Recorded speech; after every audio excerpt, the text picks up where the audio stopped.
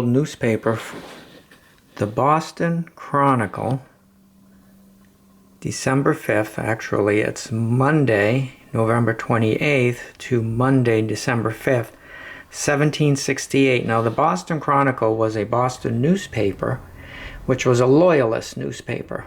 And Samuel Adams did not like the Boston Chronicle. It's very hard to get Revolutionary War or before Boston newspapers. And if you do find one, they're not cheap. This one here was very reasonably priced because there's not a lot of independence, Revolutionary War murmuring articles. And of course, it's hard to read because F's and S's are scattered throughout here. And today, an S is an S and an F is an F, but back then they weren't that way. So I'll turn the page. There's not much at the beginning, but it's just it just says the Boston Chronicle,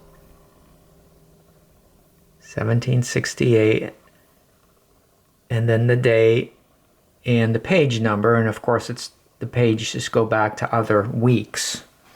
Number 1 is probably in January. And this one here has some interesting ads. There you could buy a good assortment of blankets.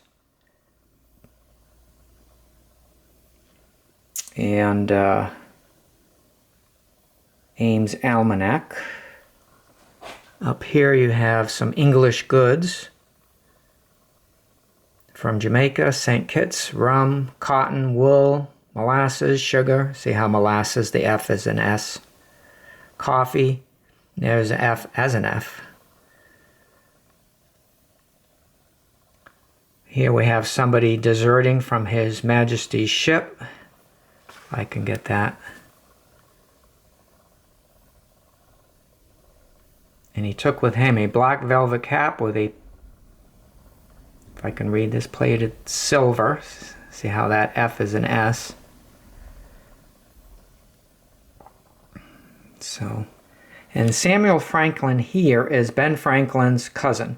And Samuel Franklin had a cutlery shop in Boston. And here he is advertising in 1768. And Ben Franklin and Samuel Franklin were very, very close. And here you could see the best razors and penknives and scissors. Look at how scissors is spelled. All sorts of knives. Here, lacquered and plated. So that is his shop. And Boston Chronicle wanted some back issues. Then over here there is an article. It is said that a sermon rather too warm on the side of liberty lately preached in America has been burnt by order of one of the governors there. So it's beginning, though 1768, people are beginning to talk about liberty. And up here, there's some more advertisements in Boston. Let me just look. I'm going to turn the page. And there's just, here is an article. Let's see if I could get it. Philadelphia, November 24th. Letters from London mention that Dr. Franklin, which is Ben Franklin, is, and I don't know what that word is, indefatigable or fatigable, in his endeavors to convince the ministry of the loyalty of the colonies, and that a tender and motherly behavior on the part of Britain would go farther to support her authority with her American children than all her force by sea and land. So he's just saying, hey, be nice to us. colonies. We're loyal to you. You don't have to use force. So, November 24th in Philadelphia, Ben Franklin wrote that. And I think we'll go back to the back page, and I think that is about it. There's a little advertising here for tea, pepper,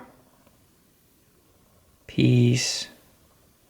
A concert of music will be performed in the music hall on the night on the I'm trying to read through the viewfinder, on the 5th of December.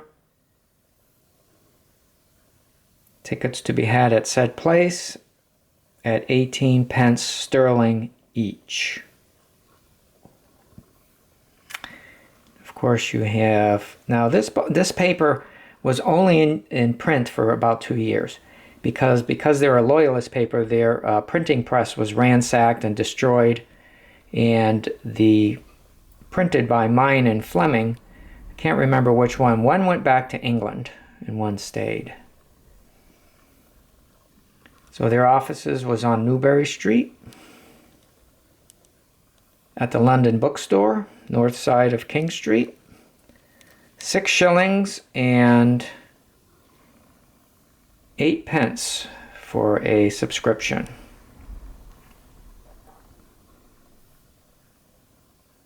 So, kind of neat, I think. Let's see what's up here. The tides.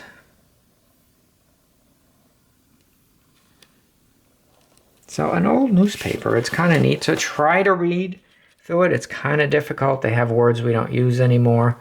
And of course, you know, Boston could be B-O-S-T-O-N or B-O-F-T-O-N. Because an F was an S. Sometimes I can't quite figure out the rule. But 1768, you don't see too many of these survive. The Boston Chronicle, a Loyalist newspaper. Samuel Adams really despised this newspaper, and eventually the colonies took care of it. Thanks for watching.